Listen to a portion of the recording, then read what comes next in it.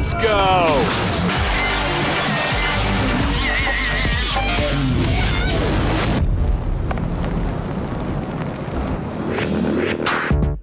Today's episode will feature the climbing of the highest mountain in Europe, Mount Elbrus.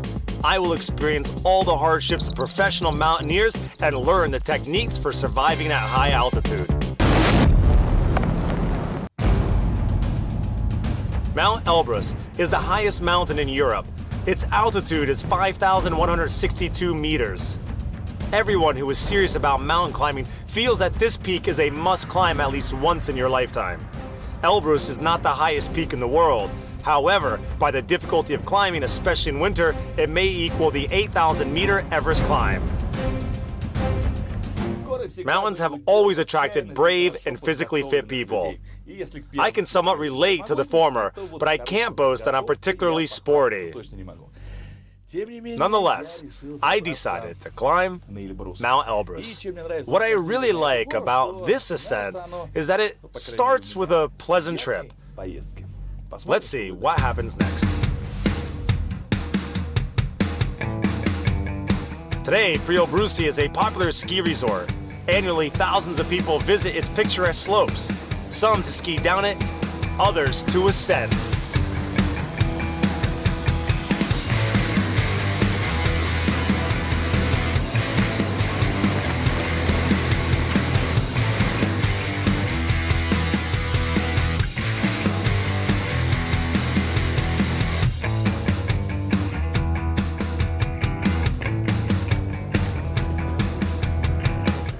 Right, the aerial lift stops here, but there are snowcats and snowmobiles available, which means I still have a chance to reach the summit.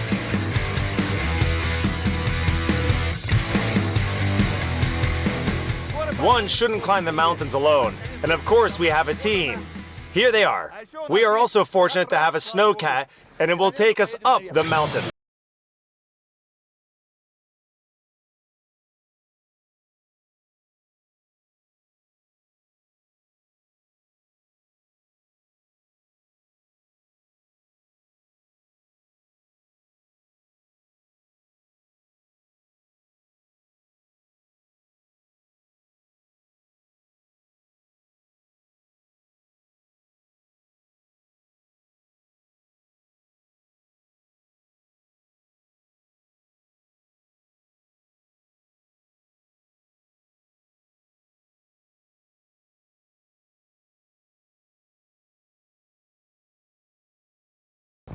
So we are in the base camp at an altitude of 3,912 meters. Elbrus is very close, and we will have to stay here for around 2 days to acclimate ourselves so that our lungs get used to the thin air.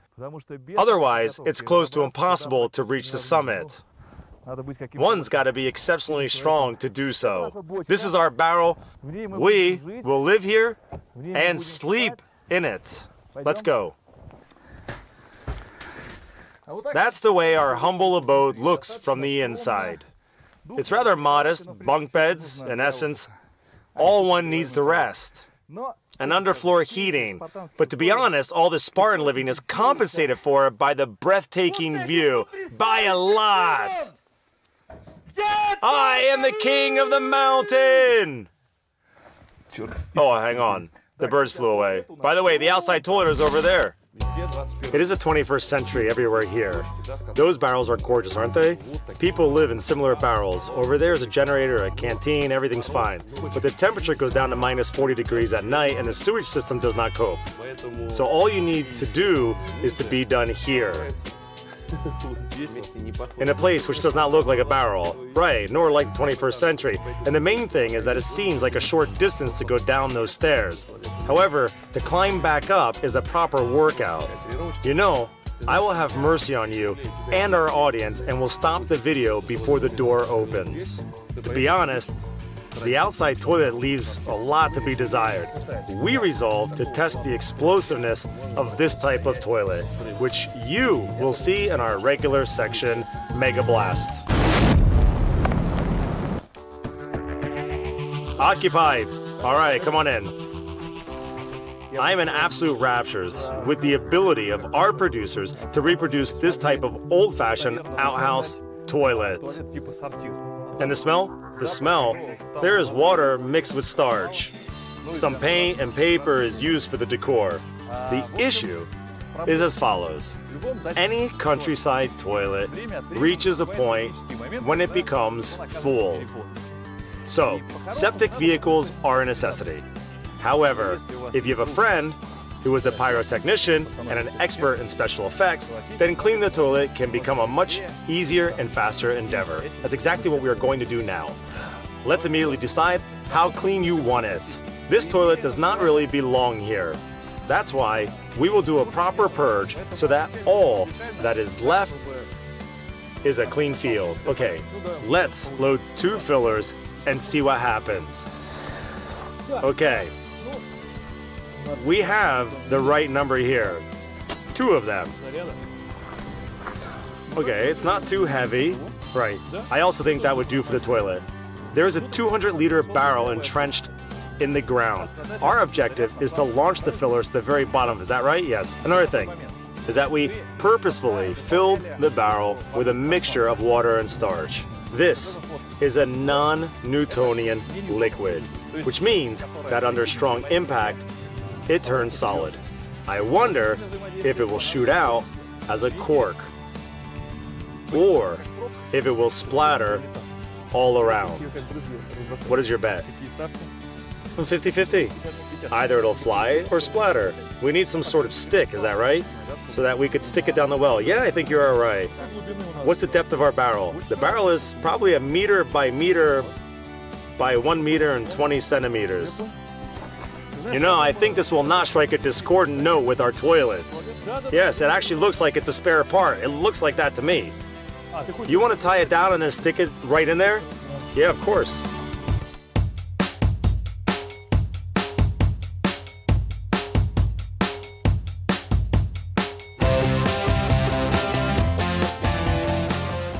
This is the right moment to shout out, "Fire in the hole!" Yeah. That's a perfect translation. That's pretty much it.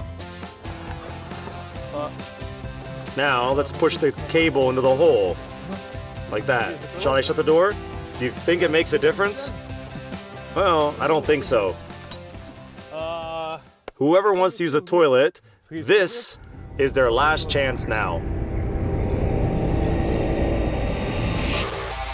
I heard a lot of stories about the yeast which they throw into the countryside toilets, and they do that for the same reason. 3, 2, 1, go! Погнали!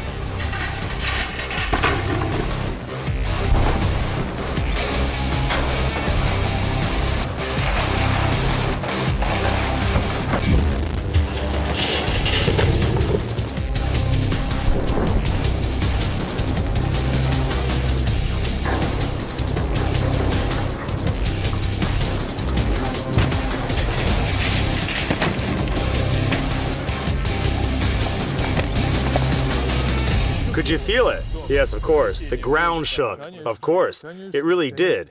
Of course, I think the worms will come up to the surface all at once now. There? You know, you can start building a new one right now. A new one? Yes, a new one. Look how well it worked. All the content was buried under the ground. In other words, there is no sign that anything's ever been there. Have a look how neatly it's been disassembled. If you have a toilet you need to empty, now you know who to contact.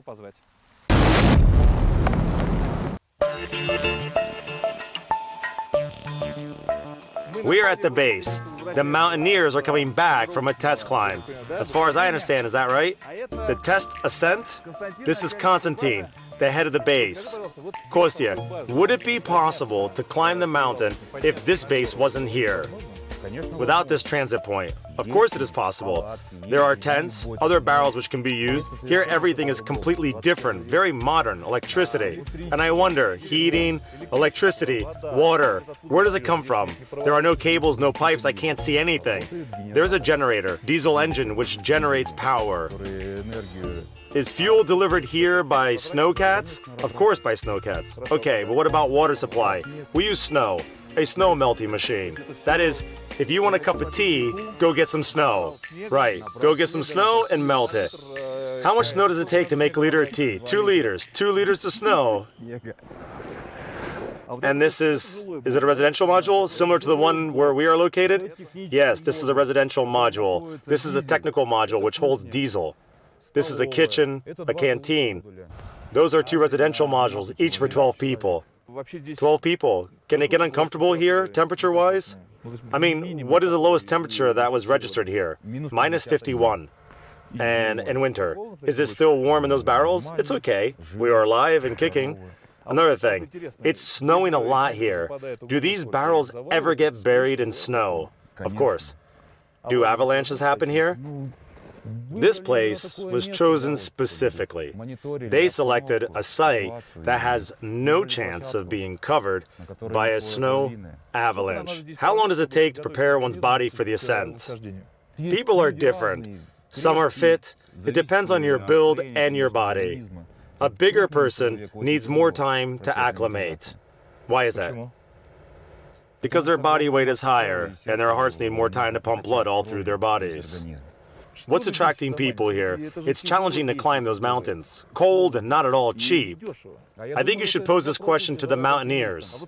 Please tell me, I am Sasha. We are producing a program called On the Edge. Hello? The program is about ascending mountains. What made you come here? It is a challenging task to ascend a mountain peak. It is not cheap to achieve it. It's cold and not comfortable here. Why are you here? Well, I started coming here back in the Soviet times. Here is my son. You'd better ask him those questions. He has already climbed. Is there any logical explanation, or is it completely irrational? It simply attracts you. It's relaxation. Some go to the seaside, others to the mountains. How old are you, if the question's not too personal? I'm 58. Good luck. All the best. We've got to take our cue from these people. Look at him. He's 58 years old. He'll get the better of youth. That's true. Just try to follow him now. The beauty is breathtaking. It's the first time I find myself so high up in the mountains, and I have to be honest, if one didn't have to walk so much, how does it feel physically? The physical sensation is wonderful as long as you stand still. As soon as you start moving, it's horrible. Were you accompanied there by the instructor, or did you manage all by yourself? We got there by Snowcat, and Pasha, our instructor, climbed up there. He arrived after sunset when it was pitch black dark. He is the guy in the uniform, right? That's him. Someone who prefers walking to driving? That's right. Pasha, please tell me, step by step, which of those things are the most important? First of all, if you happen to be falling, it's forbidden to climb the mountain without this thing. Is that so? It's not desirable. In theory, people climb using regular sticks, but it's wrong because if you happen to fall down, then a stick is not going to help much. So an ice axe acts as a safety tool, right? Yeah. In case of a nuclear war, let's forget about that. What about the harness? It's used at certain parts of the route with the railings that we have. There's already a rope which prevents you from falling off, so you simply continue walking, no? Yes, and you connect to it. You can't go up anywhere without holding onto the ropes. So you connect this thing to the rope and continue walking. The rope is long and is divided by carabiners where it is fixed. Therefore, you have to reconnect at each carabiner. Pass one carabiner, connect to another. Disconnect from the previous one. Sounds like a high rigger. Well, it is essentially that. We use the same equipment. All right, that's clear. Let's move on. Overshoes. Doing it up. Now, snow can't penetrate the shoe, correct? That's right. And even in deep snow, you would be dry and warm. Tell me, why do we need crampons on a mountain? It's snow we are walking on, right? The thing is that it's not regular snow, it's fern snow. Fern is a very hard snow which is very slippery, and you can't walk on it without crampons. Even wearing mountain shoes, you will not have control, it's too slippery. And the last tool in our kit is a torch. Since we want to see the sunrise, preferably on the summit, we will be approaching it in complete darkness because the moon is not full. Which means that it's time to go to bed. If we want to get up so early tomorrow, it's 9 p.m. already. To be honest, I can't remember the last time when I went to bed so early.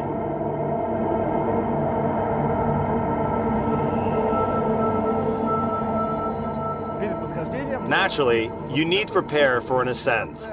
First and foremost, you need to acclimate yourself. Secondly, it's learning to operate the equipment. Because I am accompanied by an instructor, right? I have nothing to be afraid of, but I still need to learn a few things. At least, you've got to understand what equipment you've got on yourself and what their functions are. There's our director who performs the function of securing the ice axe planted in the snow. Those are the railings, and look what I've got here. Look, you've got two. One shall stay this way, hanging. Put it back on the belt. And the second one, you can step towards me, right? Well, hold my weight? Of course. Let's say you're moving. There'll be a part right under the summit with exactly the same railing. Here, hold the carabiner with your hand. No, you shall not be holding onto the rope. So I should hold onto my carabiner. You were just walking. So I'm just holding on. That's your belay, yes. Okay, so here I have to the point where the carabiner, which you are connected to, reaches another carabiner. You have to be belayed at all times. Do you understand? Did you get what you should be doing? So I'm not disconnecting this one and I'm connecting here. The next one following this carabiner, right? And then, now I can disconnect those. So you always remain belayed, connected to the railing. Is that clear? There's a lower and an upper belay. So up there, the person who goes first is belayed by the one who follows them. It's called the lower belay. So the first person goes there and makes a belay. Yes, he does it all as required, right? Fixes a carabiner, the same as here, and let's get off this rope. Shall we practice with ice axes too? I'll put on a warmer jacket. Okay. So now Pasha will teach me how to survive on an ice slope if you happen to have fallen. Not on an ice slope, on a fern slope. If you happen to be on an ice slope, no ice axe will help you. You need this tool in case you slip or twist your leg when up there, so that if you fall, you could stop instead of continuing to fall. And crampons cannot help in this situation? Right. Crampons only get in the way in this case. That's why the way you move is crucial. The blade of the axe should be facing you. So you should be walking in such a manner that if you fall, then I plant it on my leg. No, it's got to go past you. Watch carefully. Okay, here, I got it, right? So the next step, in theory, if you happen to fall, you have to move your hands. Fall, turned onto your stomach, clasp the ice axe this way, and lie on top of it, raising your legs up into the air at the same time. Here, it happens approximately like this. I hope you haven't planted anything into yourself there, have you? All is fine? No, I haven't. Since there's not much space to maneuver, it doesn't look natural. So I'm walking, and I fall. That's right. Yes. Well done. That was the right movement. You did everything correctly. Why do I need to raise my legs? When you are falling down the slope, your speed increases. You can break your legs for one, because you have the crampons on. Secondly, you can be turned around. By the way, you did everything right straight away. This movement is called self-arrest. Self-arrest, right? Right. Okay, got it. It looks like I've mastered the technique of a self-arrest. It's clear how to deal with the ice axe. Pasha, I still have to use the walking poles most of the route, won't I? Are there any rules that you have to follow if you wear crampons, for instance? The right and the wrong methods of walking. It's not about crampons. What mainly results in the action you've just done, the need for self-arrest, is a situation when one, instead of stopping and sitting down after stopping in this manner, simply sits down and as a result slides down and ends up doing what you've just done. To avoid this situation, you have to plant your heels into the slope strongly, right? Before attempting to sit down on a slope, first, you have to plant the crampons into the snow, then sit down. It sounds simple. It does in theory. I was catching some of those guys sliding down. Well, I don't know if I'm going to succeed on the mountain. We will see tomorrow. Yep.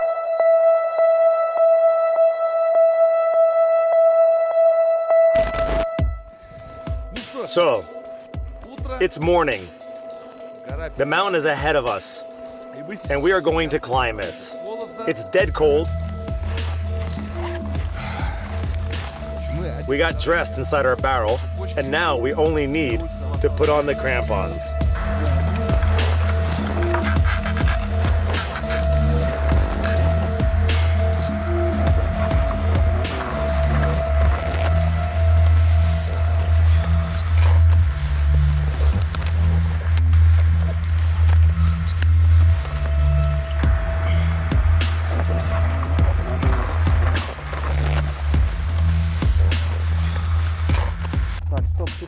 Wait a minute. You need to fasten your pockets. Secondly, your ice axe is not affixed right. There's a special eyelet.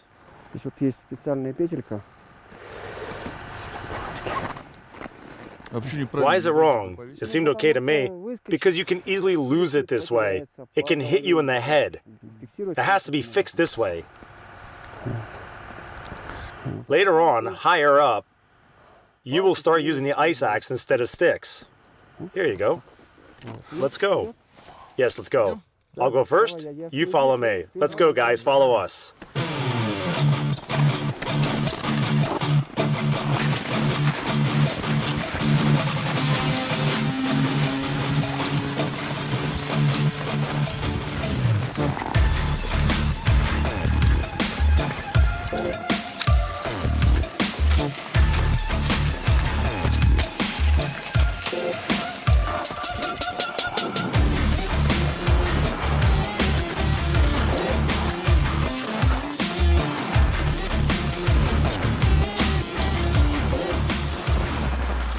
So, we reached the legendary station Refuge 11. The sun is out and it feels considerably warmer. We are moving quite slowly, though. Pasha, why are we walking so slowly? We are moving slowly, making frequent stops. The fewer the stops, the more consistent the rhythm of walking is, the more chance there is to reach the summit. One more thing.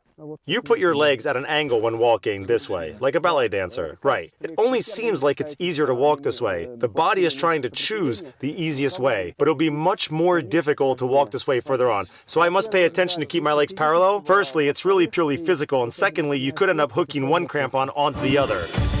Elbrus is infamous for its treacherous weather. Hundreds of mountaineers have died here due to the abrupt weather changes. The temperature can decrease by dozens of degrees within an hour, and the wind can go from a light breeze to a hurricane in no time at all, and the visibility then is less than a meter. Mountaineers are lucky if they receive the forecast when they're still far from the summit, because then they can stop the ascent. But if the group is already on top of the mountain, then the situation is very dangerous. Can you see that the weather at the summit is getting worse? It's relative. Nothing bad is happening there at the moment. It will change a dozen times during the day. According to the forecast, the weather will be changeable today. Okay, so it can improve, but it can also get worse. Right, it can get worse. So shall we continue on our way? Yes, we shall. The wind is picking up. It might disperse all those clouds. Is that good? Yes, it is. As long as the wind doesn't grow too strong, then it could be bad.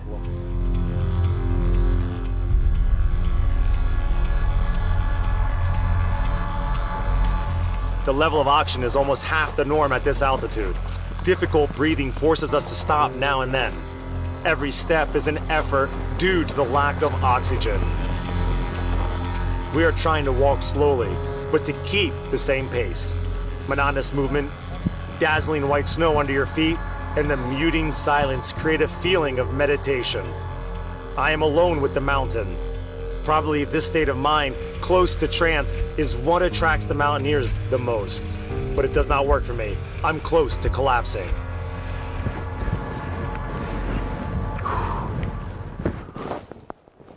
So, we have reached the second landmark.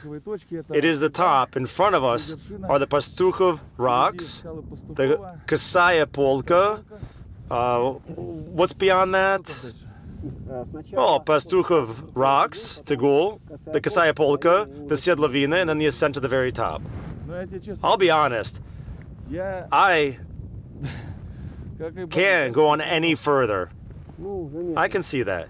Your breathing is heavy, and your pace is very slow, and the weather is getting worse. That's right. It's starting to get worse. Well, if those clouds didn't cover Elbrus, I'd have some motivation to carry on. But now, I'd say that I never really understood people who enjoy climbing mountains. And to be honest, now I understand them even less because I can't see anything good in it. Probably you need to have a certain mindset to enjoy it. What altitude have we reached, Pasha? It is about 4,300 meters. Okay, 4,300 meters.